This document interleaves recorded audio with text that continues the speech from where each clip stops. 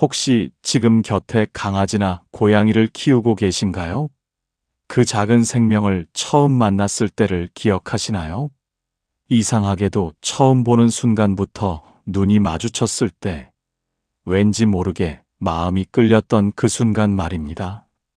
길을 가다가 우연히 만난 길고양이가 유독 당신만 따라왔거나 분양센터에 갔을 때 수많은 강아지 중에서 유독 한 마리가 당신만 쳐다보며 꼬리를 흔들었거나 혹은 누군가 키우던 반려동물이 당신에게만 유독 애교를 부렸던 경험 말입니다. 많은 분들이 이것을 단순한 우연이라고 생각하십니다. 그저 운이 좋아서, 타이밍이 맞아서, 혹은 그 동물의 성격이 원래 그래서라고 여기시죠. 하지만 부처님께서는 이렇게 말씀하셨습니다. 자아함경에 이런 구절이 있습니다. 세상에 우연이란 없다. 모든 만남은 전생의 인연이 이어진 것이니 사람과 사람만이 아니라 사람과 모든 생명 사이에도 깊은 업의 끈이 있느니라. 그렇습니다. 당신이 지금 키우고 있는 그 작은 생명, 그 반려동물과의 만남은 결코 우연이 아닙니다. 여러 생에 걸쳐 함께 윤회하며 맺어진 깊은 인연이 이번 생에서 다시 만나게 한 것입니다. 어쩌면 전생에서는 당신이 그 생명을 구해주었을 수도 있고 반대로 그 생명이 당신을 지켜주었을 수도 있습니다. 혹은 부모와 자식으로, 형제자매로, 가까운 친구로 함께 살았을 수도 있습니다. 오늘은 반려동물을 키우는 사람들의 전생 인연에 대해 깊이 살펴보려고 합니다. 왜 어떤 사람들은 동물과 유독 교감이 잘 되는지, 왜 어떤 반려동물은 주인을 그토록 따르고 사랑하는지, 그리고 그 인연 속에 담긴 불교적 의미는 무엇인지 함께 알아보겠습니다. 본격적인 이야기를 시작하기 전에 잠깐 말씀드리겠습니다. 이 영상이 도움이 되셨다면 구독과 좋아요 버튼을 눌러주시고 알림 설정까지 해주시면 새로운 영상을 바로 받아보실 수 있습니다. 그리고 영상을 끝까지 들으신 후에는 댓글에 관세음 보살이라고 남겨주시면 부처님의 가피가 함께 하실 것입니다. 그럼 이제 본격적으로 반려동물과의 전생 인연에 대해 깊이 살펴보겠습니다. 먼저 이해해야 할 것이 있습니다. 불교에서 말하는 윤회란 단순히 사람이 사람으로만 태어나는 것이 아닙니다.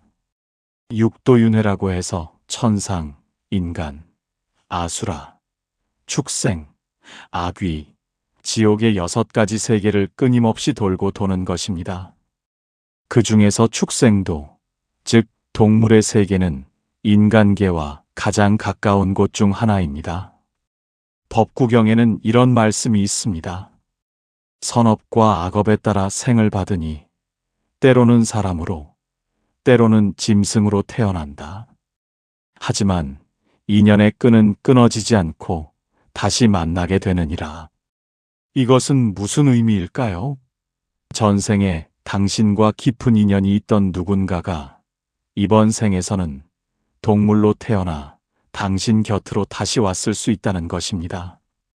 그래서 처음 만났는데도 낯설지 않고 말이 통하지 않는데도 마음이 통하는 것입니다. 영혼은 형태를 바꿀 수 있지만 인연의 끈은 여러 생에 걸쳐 이어지기 때문입니다. 예를 들어 이런 일이 있었습니다. 어느 할머니가 길에서 다친 강아지를 발견했습니다.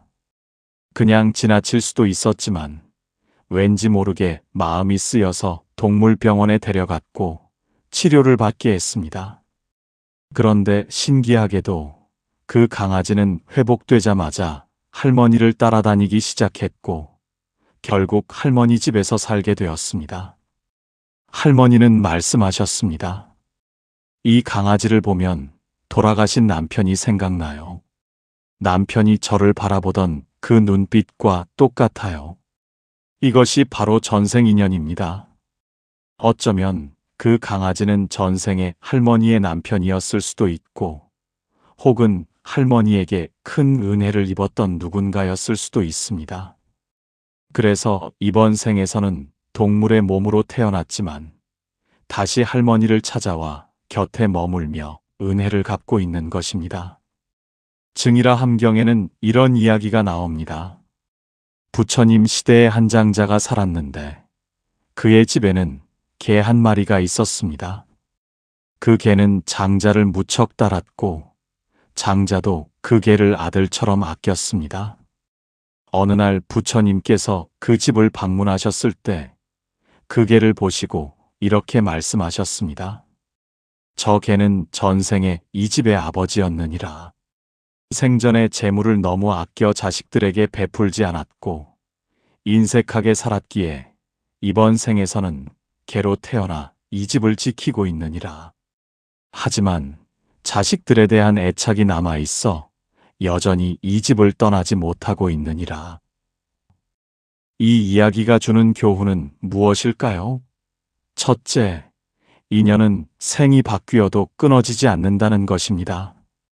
둘째, 우리가 이승에서 맺은 관계는 단순히 이 생에서 끝나는 것이 아니라 다음 생으로도 이어진다는 것입니다.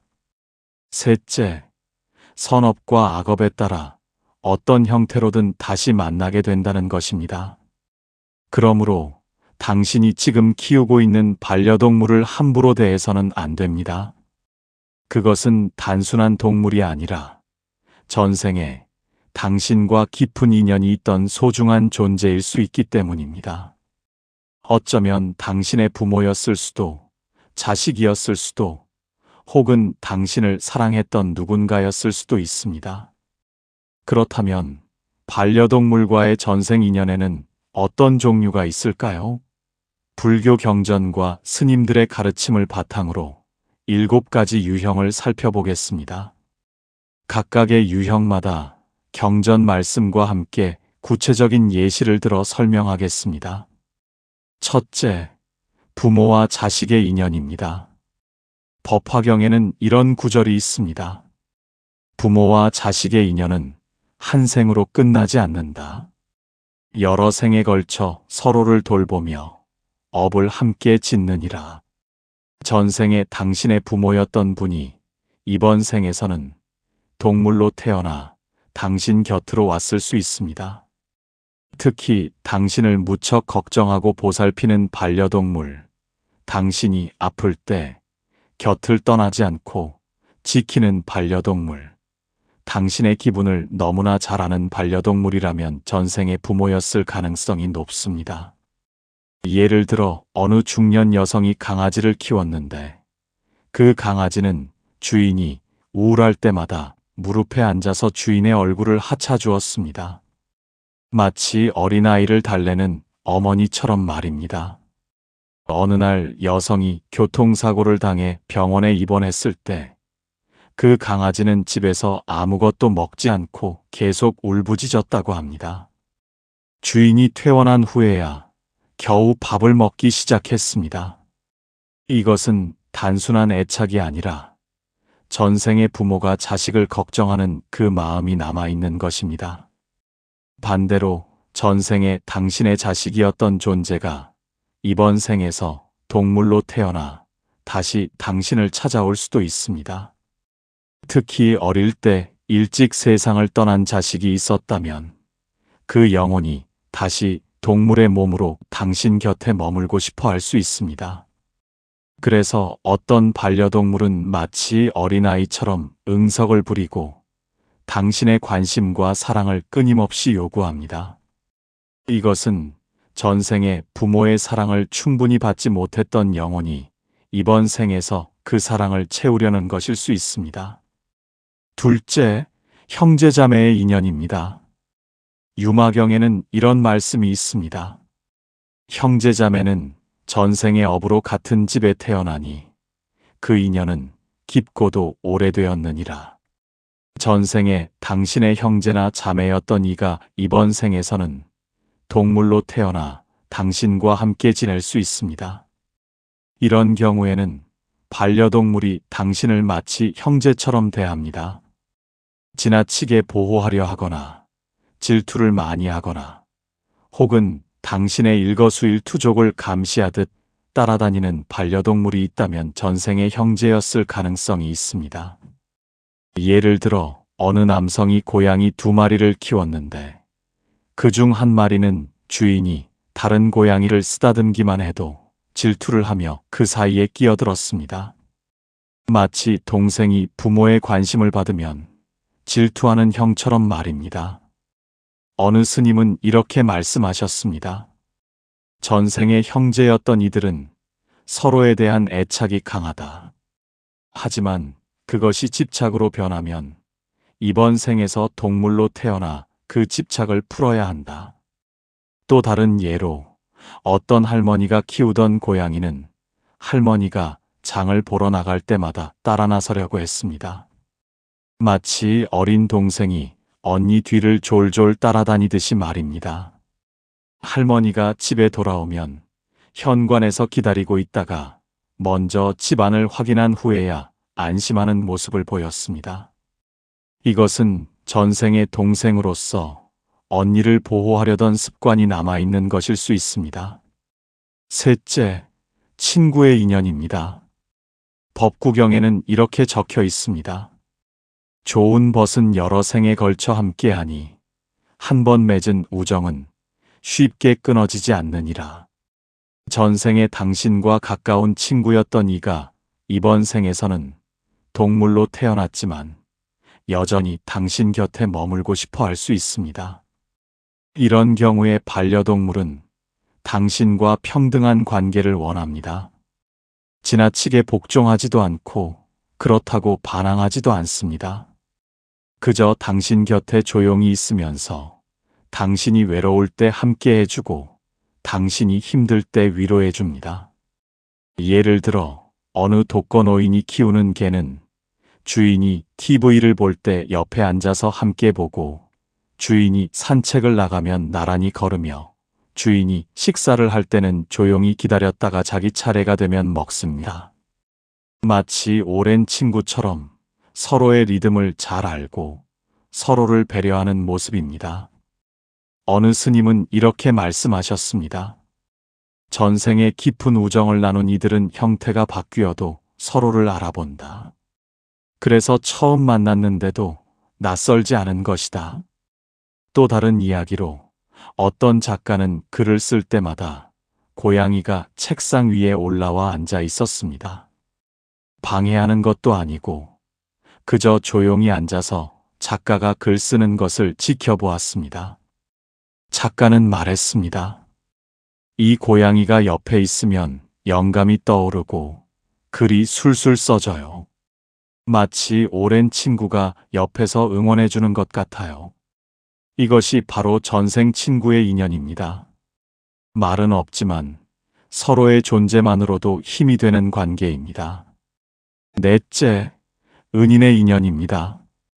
증이라 함경에는 이런 구절이 있습니다. 은혜를 입은 자는 반드시 갚으려 하나니 설령 축생의 몸을 받았다 해도 그 마음은 사라지지 않느니라. 전생에 당신에게 큰 은혜를 입었던 사람이 이번 생에서는 동물로 태어났지만 여전히 그 은혜를 갚으려 할 수 있습니다. 이런 경우에 반려동물은 당신을 위해 자신을 희생하려는 모습을 보입니다. 위험한 상황에서 당신을 보호하려 하고 당신이 아플 때 곁을 지키며 당신의 안전을 항상 걱정합니다. 예를 들어 실제로 있었던 일입니다. 어느 가정집에 불이 났을 때 집에 있던 개가 주인 방으로 달려가 주인을 깨웠습니다. 그리고 현관으로 유도했지만 주인이 정신없이 도망치느라 개를 두고 나왔습니다. 나중에 확인하니 그 개는 연기를 너무 많이 마셔 죽어 있었습니다. 소방관은 말했습니다. 이 개는 주인을 깨우고 나서 자기도 도망칠 수 있었는데 주인이 안전하게 나갈 때까지 기다렸던 것 같습니다. 이것이 바로 전생 은인의 모습입니다. 자신의 목숨보다 당신의 안전을 우선시하는 것입니다. 어쩌면 전생에 당신이 그 사람의 목숨을 구해주었거나 큰 어려움에서 구해주었을 수 있습니다. 그래서 이번 생에서는 동물의 몸으로 태어났지만 그 은혜를 잊지 않고 당신을 지키려는 것입니다. 또 다른 예로 어떤 할머니는 넘어져서 일어나지 못할 때마다 키우던 개가 온 동네를 돌아다니며 짖어서 사람들을 불러왔습니다. 마치 전생에 할머니에게 목숨을 구원받았던 기억이 남아서 이번 생에서는 할머니를 지키는 것이 자신의 사명이라고 생각하는 것처럼 말입니다. 다섯째, 원수의 인연입니다. 이것은 조금 무거운 이야기지만 불교에서는 부정할 수 없는 진실입니다. 자아함경에는 이렇게 적혀 있습니다. 원한을 맺은 자들은 다시 만나 그 업을 풀어야 하나니 때로는 사람으로 때로는 짐승으로 만나느니라. 전생에 당신과 원한 관계였던 이가 이번 생에서는 동물로 태어나 당신 곁으로 올 수 있습니다. 하지만 이것은 복수가 아니라 화해의 기회입니다. 이런 경우에 반려동물은 처음에는 당신을 경계하고 쉽게 마음을 열지 않습니다. 하지만 당신이 정성껏 보살피고 사랑을 주면 점점 마음을 열고 당신을 신뢰하기 시작합니다. 이것이 바로 전생의 원한을 푸는 과정입니다. 한 고승은 이렇게 말씀하셨습니다. 원수도 오래 사랑하면 친구가 되고 친구가 오래 미워하면 원수가 된다. 중요한 것은 지금 이 순간 어떤 마음을 품느냐이다. 예를 들어 어떤 사람이 유기견을 입양했는데 그 개는 처음 몇 달 동안 사람을 무척 무서워하고 경계했습니다. 손을 뻗으면 물려고 하고 밥을 주어도 멀리서 지켜보다가 사람이 없을 때 먹었습니다. 하지만 주인이 인내심을 갖고 계속 사랑을 주자 1년쯤 지나서는 완전히 다른 개가 되었습니다. 주인에게 꼬리를 흔들고 애교를 부리고 주인을 따라다니기 시작했습니다. 이것은 단순히 학대받았던 개가 회복한 것이 아닙니다. 전생의 원한 관계였던 두 영혼이 이번 생에서 만나 사랑으로 그 원한을 풀어낸 것입니다. 주인이 개에게 사랑을 베풀면서 전생의 빚을 갚고 개는 그 사랑을 받아들이면서 원한을 용서한 것입니다. 이것이 바로 불교에서 말하는 업의 해소입니다. 여섯째, 스승과 제자의 인연입니다. 법화경에는 이렇게 적혀 있습니다. 스승과 제자는 여러 생에 걸쳐 서로를 가르치고 배우니 그 인연은 매우 깊으니라. 전생에 당신의 스승이었거나 혹은 당신이 가르쳤던 제자가 이번 생에서는 동물로 태어나 당신 곁으로 올 수 있습니다. 이런 경우에 반려동물은 매우 영리하고 당신의 말을 잘 이해하며 당신에게서 무언가를 배우려는 자세를 보입니다. 예를 들어 어떤 스님이 절에서 키우는 개는 스님이 연부를 할 때 옆에 앉아서 조용히 듣고 예불 시간이 되면 법당 앞에서 기다립니다. 절을 할 때는 개도 엎드려서 마치 절을 하는 것처럼 보입니다. 다른 개들은 이런 행동을 하지 않는데 이 개만 유독 그렇습니다. 스님은 말씀하셨습니다. 이 개는 전생의 수행자였을 것이다. 그래서 법문 소리를 들으면 마음이 편안해하는 것이다. 또 다른 예로 어떤 화가가 키우는 고양이는 화가가 그림을 그릴 때마다 옆에 앉아서 지켜봅니다. 물감을 뒤엎거나 방해하지 않고 그저 조용히 관찰합니다. 화가는 말했습니다. 이 고양이를 보면 옛날에 제가 가르쳤던 제자가 생각나요. 그 제자는 항상 제 옆에서 그림 그리는 것을 지켜보며 배웠거든요. 어쩌면 그 고양이가 바로 전생의 제자일 수 있습니다. 이번 생에서는 동물의 몸을 받았지만 여전히 스승 곁에서 무언가를 배우고 싶어 하는 것입니다. 일곱째, 보은의 인연입니다. 대반야경에는 이렇게 적혀 있습니다. 작은 친절에도 반드시 보답하려는 마음이 있나니 이것이 중생의 본성이니라. 이것은 은인의 인연과 비슷하지만 조금 다릅니다. 전생에 당신이 동물에게 직접 은혜를 베풀었을 때 그 동물의 영혼이 이번 생에서 다시 당신을 찾아와 보온하려는 것입니다. 불교 설화에 이런 이야기가 있습니다. 어떤 사람이 길에서 다친 뱀을 발견하고 치료해 주었습니다. 뱀은 회복된 후 숲으로 돌아갔습니다. 그런데 몇 년 후 그 사람이 강도를 만나 목숨이 위험한 순간 어디선가 뱀이 나타나 강도를 물어 쫓아냈습니다. 그리고는 사람을 확인하고는 다시 숲으로 사라졌습니다. 이것이 바로 동물의 보온입니다. 현대에도 비슷한 사례들이 있습니다. 어떤 사람이 어렸을 때 다친 새를 치료해 준 적이 있었는데 20년이 지나 그 사람이 위독한 상황에 처했을 때 어디선가 새 한 마리가 창문을 쪼아대며 가족들을 깨웠습니다. 가족들이 확인해 보니 환자가 위험한 상태였고 덕분에 빨리 병원으로 옮길 수 있었습니다. 의사는 말했습니다. 조금만 늦었어도 위험했을 겁니다. 이렇게 7가지 전생 인연의 유형을 살펴보았습니다. 그렇다면 당신이 키우는 반려동물은 어떤 인연일까요? 곰곰이 생각해 보십시오. 그 동물이 당신을 대하는 태도, 당신에게 보이는 행동, 당신과의 관계에서 느껴지는 무언가가 힌트를 줄 것입니다. 하지만 여기서 중요한 것은 그 인연의 종류가 무엇이든 지금 이 순간 당신이 그 생명을 어떻게 대하느냐입니다.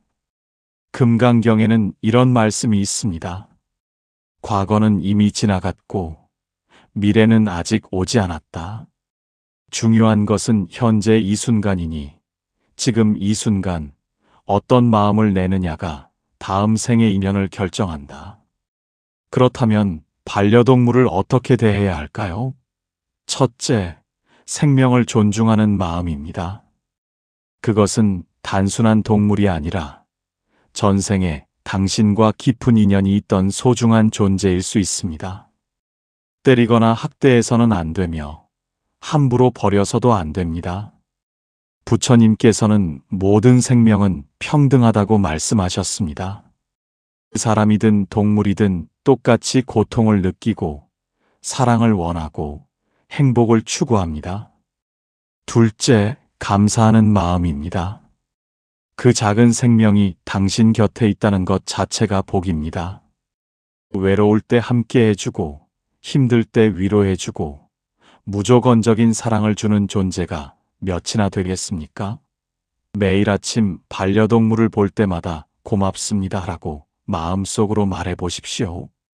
그 감사의 마음이 당신의 복을 더욱 키울 것입니다. 셋째, 보살피는 마음입니다. 반려동물을 키운다는 것은 책임입니다. 밥을 주고 산책을 시키고 아플 때 치료해 주는 것은 기본입니다. 하지만 더 중요한 것은 마음을 돌보는 것입니다. 반려동물도 외롭고 불안하고 슬플 수 있습니다. 당신의 관심과 사랑이 필요합니다. 바쁘다고, 피곤하다고 소홀히 대하지 마십시오. 그것은 전생의 인연을 함부로 대하는 것입니다. 여기서 신호를 읽는 방법을 알려드리겠습니다. 반려동물이 보내는 3가지 신호가 있습니다. 첫째, 눈빛입니다. 반려동물이 당신을 바라볼 때 그 눈빛을 유심히 보십시오. 사랑이 담겨 있는지, 두려움이 담겨 있는지, 신뢰가 담겨 있는지 알 수 있습니다. 만약 당신을 바라보는 눈빛이 따뜻하고 평화롭다면 그것은 전생의 좋은 인연입니다. 하지만 눈빛이 불안하고 경계하고 있다면 아직 풀어야 할 업이 남아있는 것입니다. 둘째, 행동입니다. 반려동물이 당신 곁에 있을 때 편안해하는지 아니면 긴장하고 있는지 관찰하십시오. 만약 당신 옆에서 배를 드러내고 잠을 잔다면 그것은 완전한 신뢰의 표시입니다. 전생에도 당신은 그 생명에게 안전한 존재였을 것입니다. 하지만 항상 경계하고 도망갈 준비를 하고 있다면 아직 마음을 열지 못한 것입니다.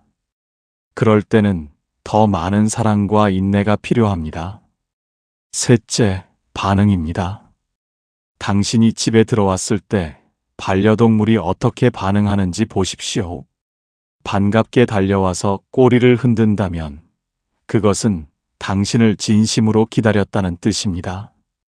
전생에도 당신과 헤어지는 것이 슬펐고 다시 만나는 것이 기뻤을 것입니다. 하지만 무관심하거나 숨는다면 아직 당신과의 인연이 완전히 회복되지 않은 것입니다.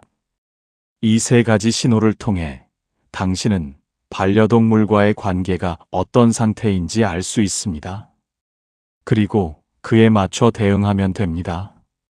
관계가 좋다면 감사하며 유지하고, 관계가 좋지 않다면 더 많은 사랑으로 회복해야 합니다. 구체적으로 실천할 수 있는 방법들을 알려드리겠습니다. 첫째, 매일 반려동물과 함께 시간을 보내십시오. 바쁘더라도 하루 10분만이라도 함께 놀아주거나 쓰다듬어주거나 말을 걸어주십시오. 동물은 말을 이해하지 못한다고 생각하지만 당신의 목소리 톤과 마음은 느낍니다. 오늘 하루 어땠니? 나는 내가 정말 고마워. 우리 오래오래 함께 있자. 같은 말을 해주십시오. 그 말 속에 담긴 사랑이 전달됩니다. 둘째, 반려동물을 위해 기도하십시오. 매일 저녁 잠들기 전에 관세음 보살님께 반려동물의 건강과 행복을 기원하십시오. 부디 이 작은 생명이 고통 없이 편안하게 지낼 수 있도록 가피를 내려주소서. 전생의 업이 무엇이든 이번 생에서는 사랑으로 갚을 수 있도록 도와주소서. 이렇게 기도하면 당신과 반려동물 모두에게 복이 쌓입니다. 셋째, 방생이나 보시를 실천하십시오. 반려동물을 키우는 것도 중요하지만 다른 생명들에게도 자비를 베풀어야 합니다.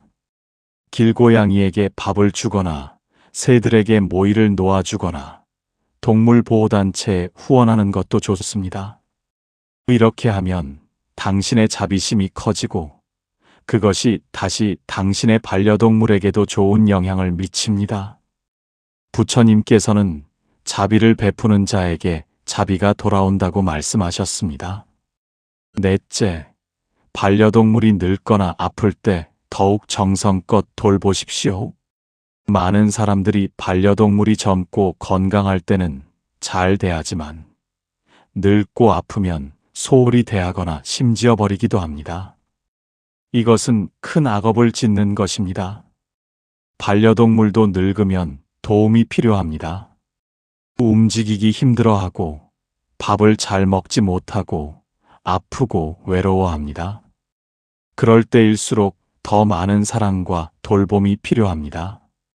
어느 할아버지는 키우던 개가 늙어서 걷지 못하게 되자 매일 개를 안고 밖에 나가 햇빛을 쬐게 해주었습니다.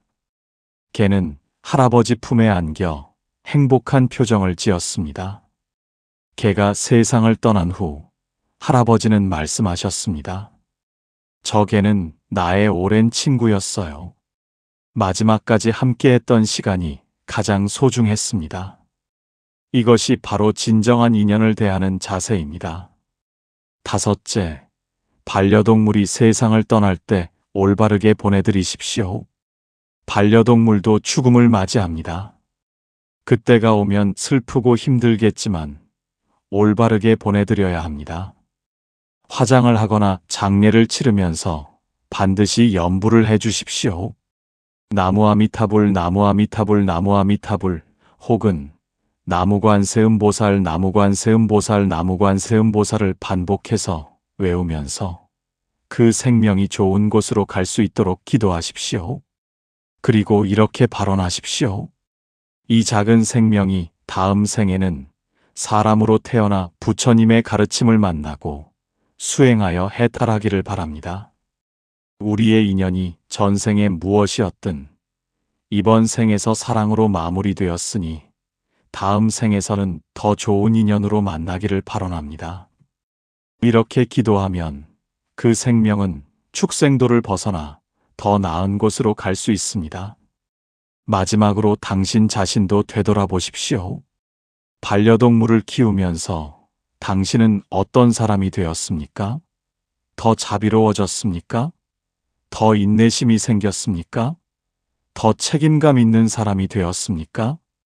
반려동물은 단순히 당신에게 기쁨을 주는 존재가 아니라 당신을 성장시키는 스승입니다. 그 작은 생명을 돌보면서 당신은 무조건적인 사랑이 무엇인지, 책임이 무엇인지, 생명의 소중함이 무엇인지 배웁니다. 화엄경에는 이런 말씀이 있습니다. 모든 중생은 나의 스승이다. 각자가 나에게 다른 것을 가르쳐 주기 때문이다. 당신의 반려동물도 당신의 스승입니다. 전생의 어떤 관계였든 이번 생에서 그 생명은 당신에게 사랑, 책임, 자비, 인내를 가르쳐 주고 있습니다.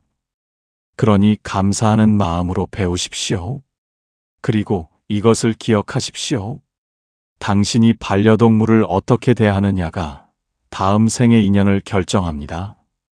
지금 사랑으로 대하면 다음 생에서도 좋은 인연으로 만날 것이고, 함부로 대하면 다음 생에서는 원한 관계로 만날 수도 있습니다. 선택은 당신의 몫입니다. 하지만 불교의 가르침을 따른다면 당연히 사랑으로 대해야 합니다. 오늘 이 시간을 통해 당신은 반려동물과의 인연이 얼마나 깊고 소중한지 알게 되었을 것입니다. 이제 집에 돌아가면 당신의 반려동물을 다시 한번 바라보십시오. 그저 동물이 아니라 여러 생에 걸쳐 당신과 함께 해온 소중한 존재로 보십시오. 그리고 마음속으로 이렇게 말하십시오. 고맙습니다. 다시 만나게 되어 고맙습니다. 이번 생에서는 사랑으로 함께 하겠습니다. 부처님께서는 모든 생명이 고통에서 벗어나 행복하기를 바라셨습니다. 당신의 반려동물도 마찬가지입니다. 그 작은 생명이 당신 곁에서 편안하고 행복하게 지낼 수 있도록 최선을 다하십시오. 그것이 바로 불자로서 그리고 인간으로서 해야 할 일입니다. 오늘도 부처님의 자비가 당신과 당신의 반려동물에게 함께 하기를 기원합니다. 전생의 인연이 무엇이었든 이번 생에서 사랑으로 만나 사랑으로 함께하고 사랑으로 헤어질 수 있기를 발언합니다. 그리고 다음 생에서는 모두 사람으로 태어나 부처님의 가르침을 만나 함께 수행하여 깨달음을 얻기를 바랍니다. 나무석가모니불 나무석가모니불 나무석가모니불. 이 영상이 도움이 되셨다면 구독과 좋아요를 눌러주시고 댓글에 관세음보살이라고 남겨주시면 부처님의 가피가 함께 하실 것입니다. 당신과 당신의 반려동물이 언제나 건강하고 행복하기를 기원합니다. 감사합니다. 혹시 지금 곁에 강아지나 고양이를 키우고 계신가요? 그 작은 생명을 처음 만났을 때를 기억하시나요? 이상하게도 처음 보는 순간부터 눈이 마주쳤을 때 왠지 모르게 마음이 끌렸던 그 순간 말입니다. 길을 가다가 우연히 만난 길고양이가 유독 당신만 따라왔거나 분양센터에 갔을 때 수많은 강아지 중에서 유독 한 마리가 당신만 쳐다보며 꼬리를 흔들었거나 혹은 누군가 키우던 반려동물이 당신에게만 유독 애교를 부렸던 경험 말입니다. 많은 분들이 이것을 단순한 우연이라고 생각하십니다. 그저 운이 좋아서, 타이밍이 맞아서, 혹은 그 동물의 성격이 원래 그래서라고 여기시죠. 하지만 부처님께서는 이렇게 말씀하셨습니다. 자아함경에 이런 구절이 있습니다. 세상에 우연이란 없다. 모든 만남은 전생의 인연이 이어진 것이니 사람과 사람만이 아니라 사람과 모든 생명 사이에도 깊은 업의 끈이 있느니라. 그렇습니다. 당신이 지금 키우고 있는 그 작은 생명, 그 반려동물과의 만남은 결코 우연이 아닙니다. 여러 생에 걸쳐 함께 윤회하며 맺어진 깊은 인연이 이번 생에서 다시 만나게 한 것입니다. 어쩌면 전생에서는 당신이 그 생명을 구해주었을 수도 있고 반대로 그 생명이 당신을 지켜주었을 수도 있습니다. 혹은 부모와 자식으로, 형제자매로, 가까운 친구로 함께 살았을 수도 있습니다. 오늘은 반려동물을 키우는 사람들의 전생 인연에 대해 깊이 살펴보려고 합니다.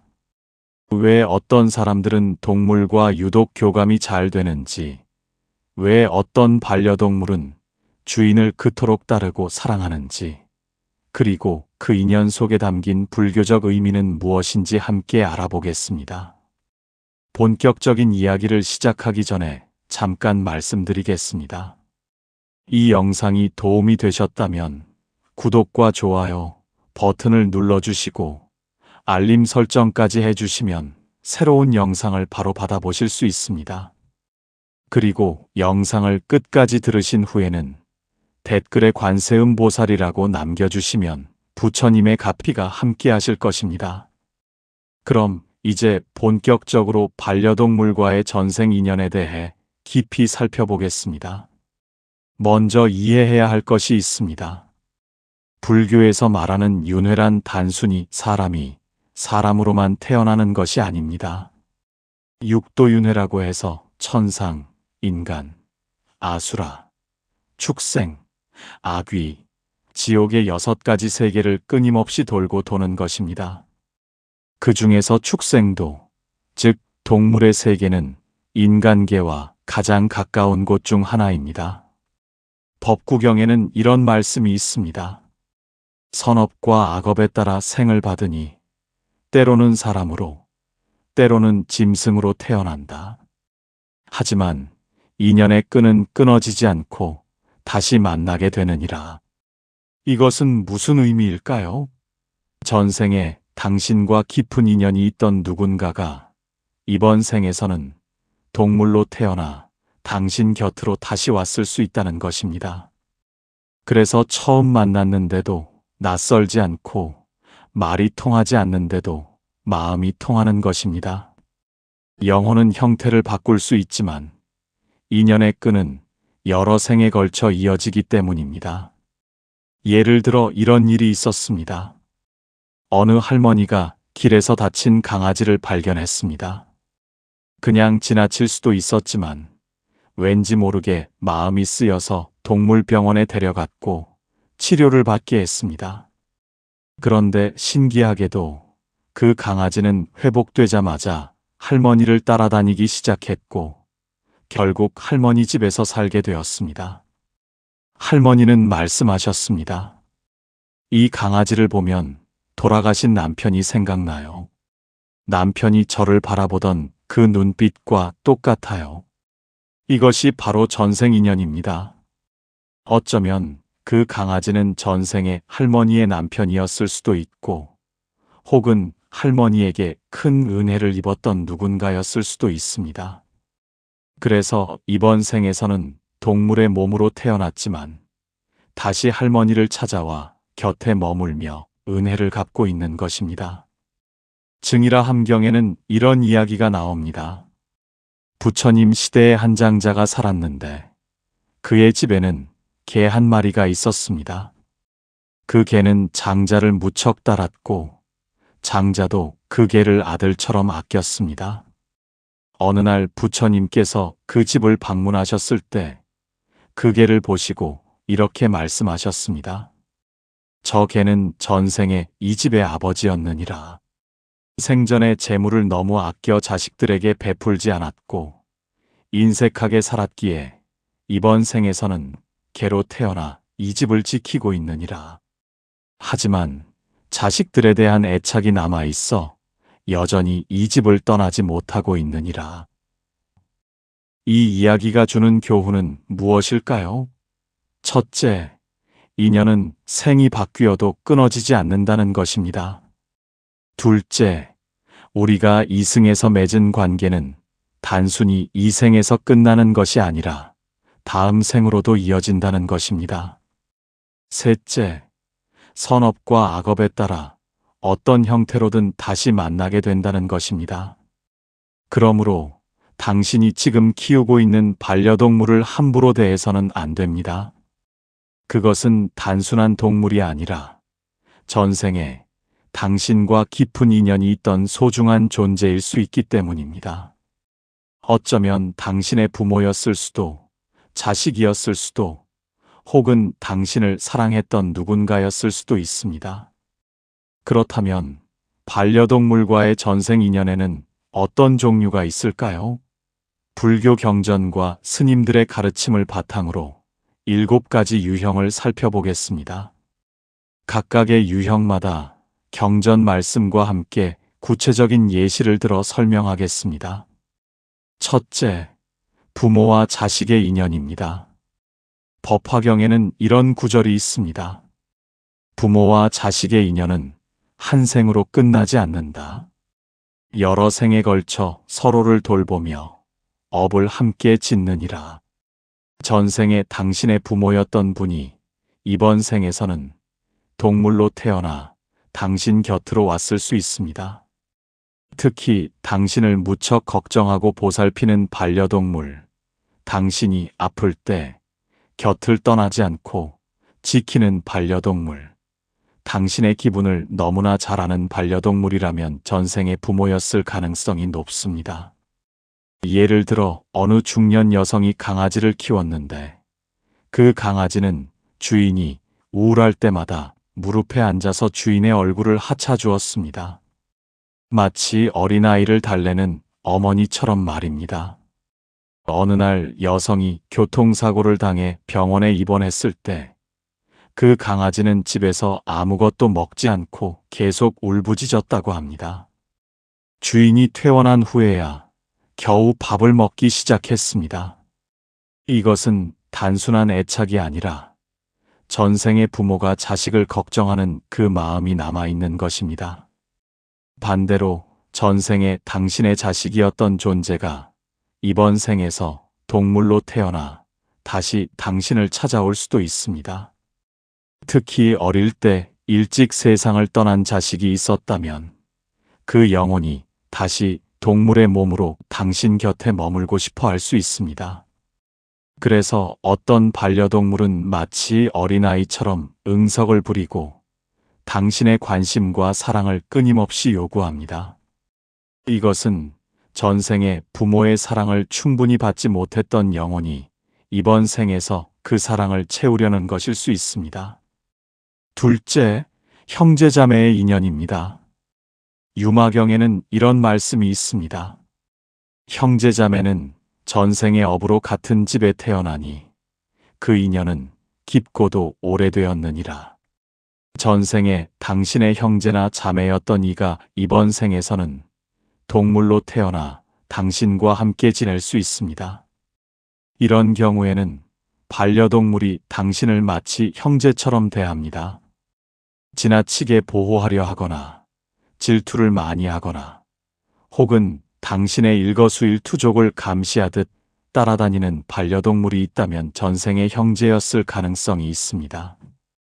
예를 들어 어느 남성이 고양이 2마리를 키웠는데 그중 한 마리는 주인이 다른 고양이를 쓰다듬기만 해도 질투를 하며 그 사이에 끼어들었습니다. 마치 동생이 부모의 관심을 받으면 질투하는 형처럼 말입니다. 어느 스님은 이렇게 말씀하셨습니다. 전생의 형제였던 이들은 서로에 대한 애착이 강하다. 하지만 그것이 집착으로 변하면 이번 생에서 동물로 태어나 그 집착을 풀어야 한다. 또 다른 예로 어떤 할머니가 키우던 고양이는 할머니가 장을 보러 나갈 때마다 따라 나서려고 했습니다. 마치 어린 동생이 언니 뒤를 졸졸 따라다니듯이 말입니다.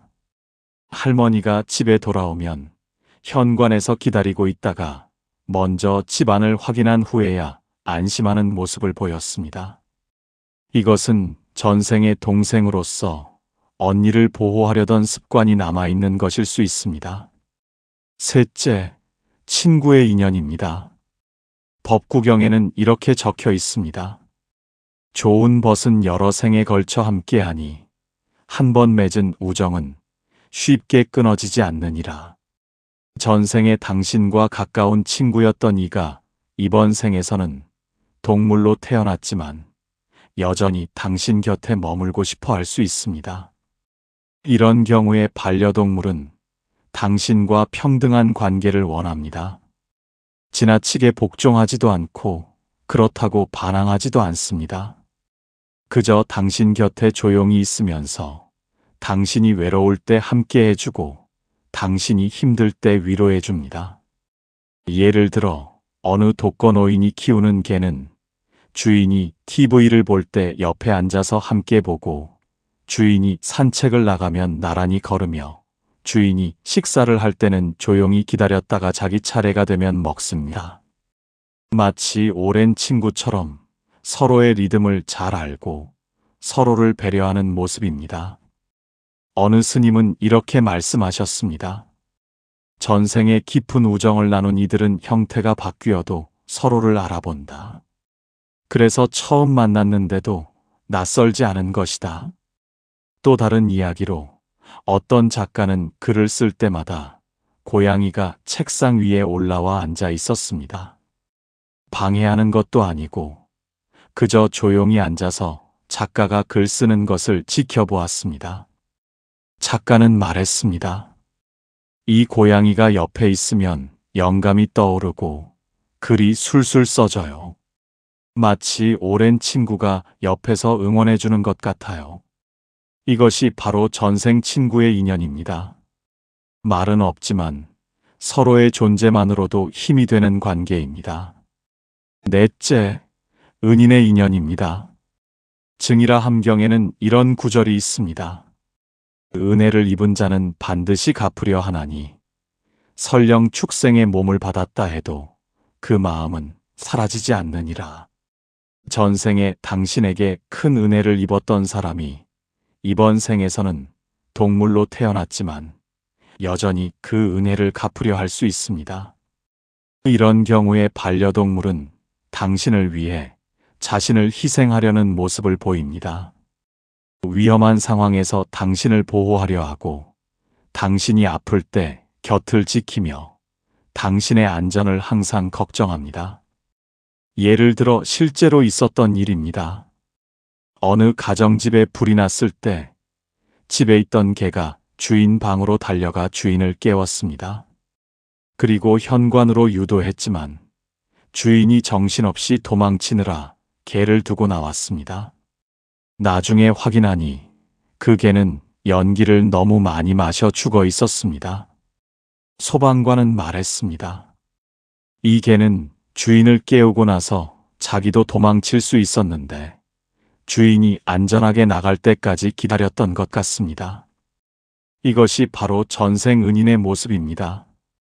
자신의 목숨보다 당신의 안전을 우선시하는 것입니다. 어쩌면 전생에 당신이 그 사람의 목숨을 구해주었거나 큰 어려움에서 구해주었을 수 있습니다. 그래서 이번 생에서는 동물의 몸으로 태어났지만 그 은혜를 잊지 않고 당신을 지키려는 것입니다. 또 다른 예로 어떤 할머니는 넘어져서 일어나지 못할 때마다 키우던 개가 온 동네를 돌아다니며 짖어서 사람들을 불러왔습니다. 마치 전생에 할머니에게 목숨을 구원받았던 기억이 남아서 이번 생에서는 할머니를 지키는 것이 자신의 사명이라고 생각하는 것처럼 말입니다. 다섯째, 원수의 인연입니다. 이것은 조금 무거운 이야기지만 불교에서는 부정할 수 없는 진실입니다. 자아함경에는 이렇게 적혀 있습니다.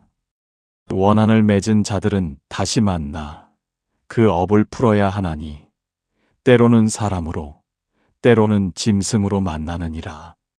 전생에 당신과 원한 관계였던 이가 이번 생에서는 동물로 태어나 당신 곁으로 올 수 있습니다. 하지만 이것은 복수가 아니라 화해의 기회입니다.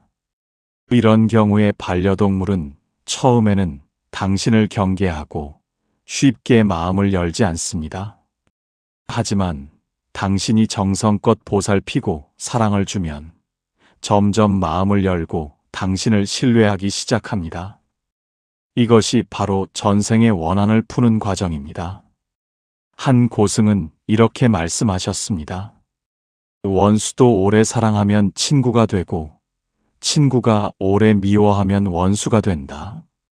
중요한 것은 지금 이 순간 어떤 마음을 품느냐이다.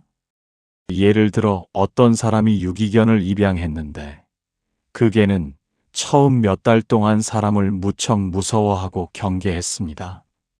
손을 뻗으면 물려고 하고 밥을 주어도 멀리서 지켜보다가 사람이 없을 때 먹었습니다. 하지만 주인이 인내심을 갖고 계속 사랑을 주자 1년쯤 지나서는 완전히 다른 개가 되었습니다. 주인에게 꼬리를 흔들고 애교를 부리고 주인을 따라다니기 시작했습니다. 이것은 단순히 학대받았던 개가 회복한 것이 아닙니다. 전생의 원한 관계였던 두 영혼이 이번 생에서 만나 사랑으로 그 원한을 풀어낸 것입니다. 주인이 개에게 사랑을 베풀면서 전생의 빚을 갚고 개는 그 사랑을 받아들이면서 원한을 용서한 것입니다. 이것이 바로 불교에서 말하는 업의 해소입니다. 여섯째, 스승과 제자의 인연입니다. 법화경에는 이렇게 적혀 있습니다. 스승과 제자는 여러 생에 걸쳐 서로를 가르치고 배우니 그 인연은 매우 깊으니라.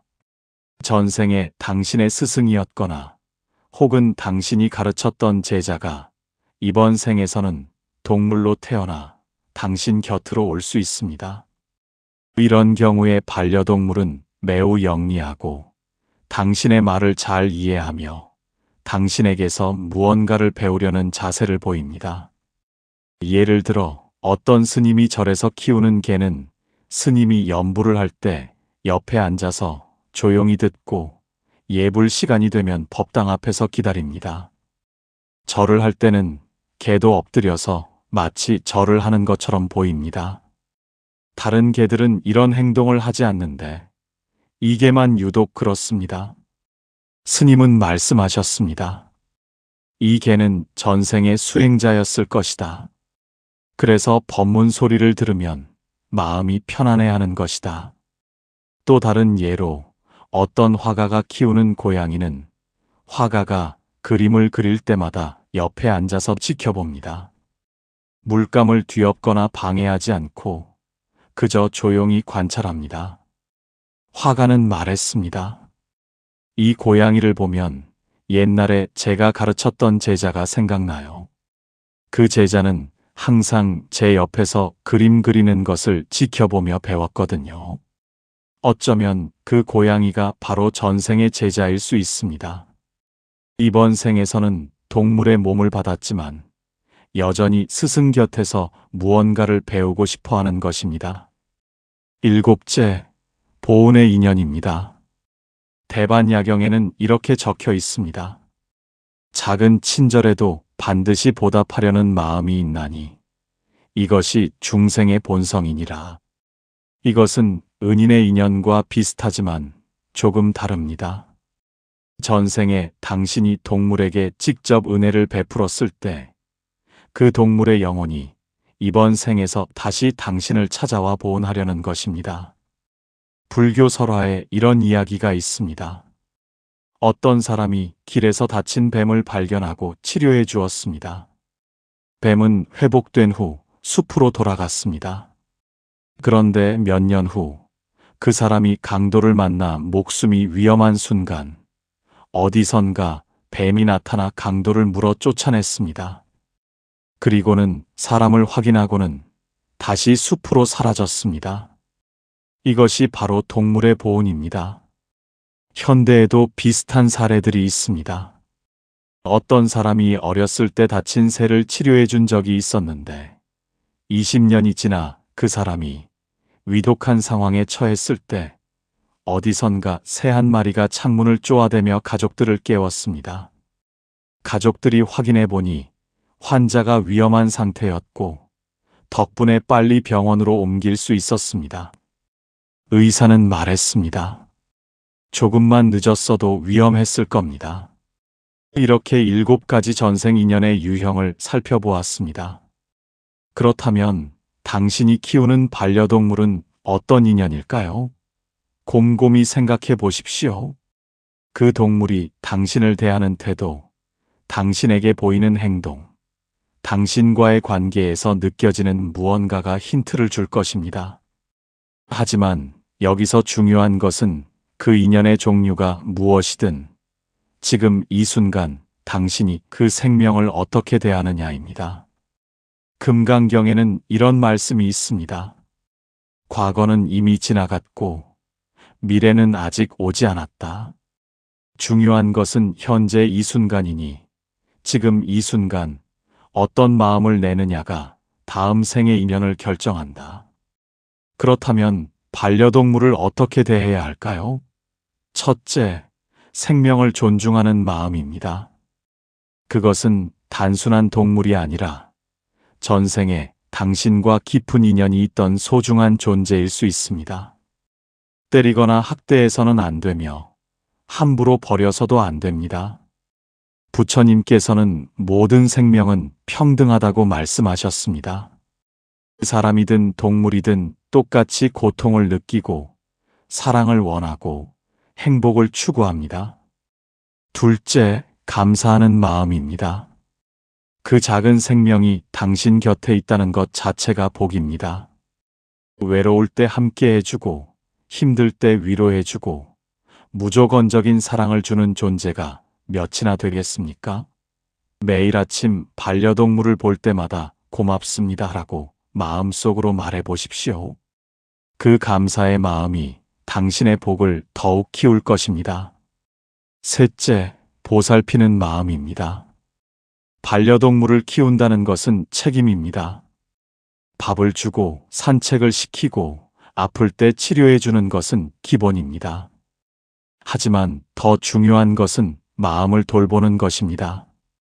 반려동물도 외롭고 불안하고 슬플 수 있습니다.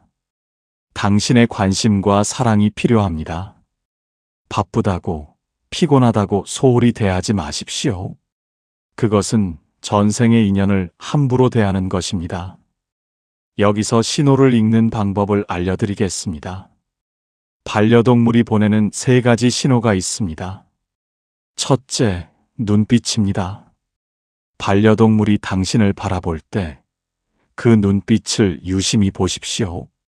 사랑이 담겨 있는지, 두려움이 담겨 있는지, 신뢰가 담겨 있는지 알 수 있습니다.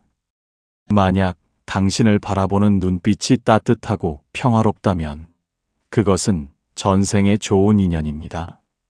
하지만 눈빛이 불안하고 경계하고 있다면 아직 풀어야 할 업이 남아있는 것입니다. 둘째, 행동입니다. 반려동물이 당신 곁에 있을 때 편안해하는지 아니면 긴장하고 있는지 관찰하십시오. 만약 당신 옆에서 배를 드러내고 잠을 잔다면 그것은 완전한 신뢰의 표시입니다.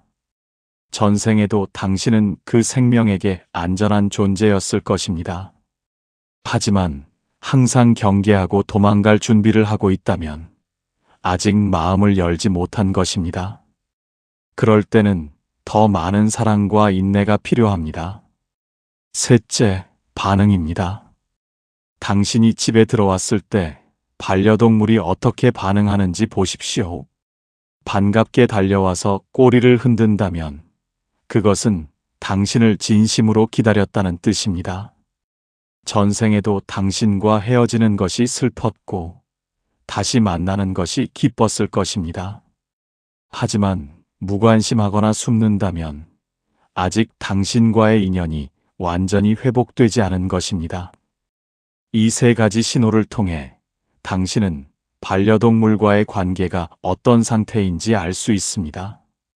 그리고 그에 맞춰 대응하면 됩니다. 관계가 좋다면 감사하며 유지하고, 관계가 좋지 않다면 더 많은 사랑으로 회복해야 합니다. 구체적으로 실천할 수 있는 방법들을 알려드리겠습니다. 첫째, 매일 반려동물과 함께 시간을 보내십시오. 바쁘더라도 하루 10분만이라도 함께 놀아주거나 쓰다듬어 주거나 말을 걸어 주십시오. 동물은 말을 이해하지 못한다고 생각하지만 당신의 목소리 톤과 마음은 느낍니다. 오늘 하루 어땠니? 나는 내가 정말 고마워. 우리 오래오래 함께 있자. 같은 말을 해 주십시오. 그 말 속에 담긴 사랑이 전달됩니다. 둘째, 반려동물을 위해 기도하십시오. 매일 저녁 잠들기 전에 관세음 보살님께 반려동물의 건강과 행복을 기원하십시오. 부디 이 작은 생명이 고통 없이 편안하게 지낼 수 있도록 가피를 내려주소서. 전생의 업이 무엇이든 이번 생에서는 사랑으로 갚을 수 있도록 도와주소서. 이렇게 기도하면 당신과 반려동물 모두에게 복이 쌓입니다. 셋째, 방생이나 보시를 실천하십시오. 반려동물을 키우는 것도 중요하지만 다른 생명들에게도 자비를 베풀어야 합니다. 길고양이에게 밥을 주거나 새들에게 모이를 놓아주거나 동물보호단체에 후원하는 것도 좋습니다. 이렇게 하면 당신의 자비심이 커지고 그것이 다시 당신의 반려동물에게도 좋은 영향을 미칩니다. 부처님께서는 자비를 베푸는 자에게 자비가 돌아온다고 말씀하셨습니다. 넷째, 반려동물이 늙거나 아플 때 더욱 정성껏 돌보십시오. 많은 사람들이 반려동물이 젊고 건강할 때는 잘 대하지만 늙고 아프면 소홀히 대하거나 심지어 버리기도 합니다. 이것은 큰 악업을 짓는 것입니다. 반려동물도 늙으면 도움이 필요합니다.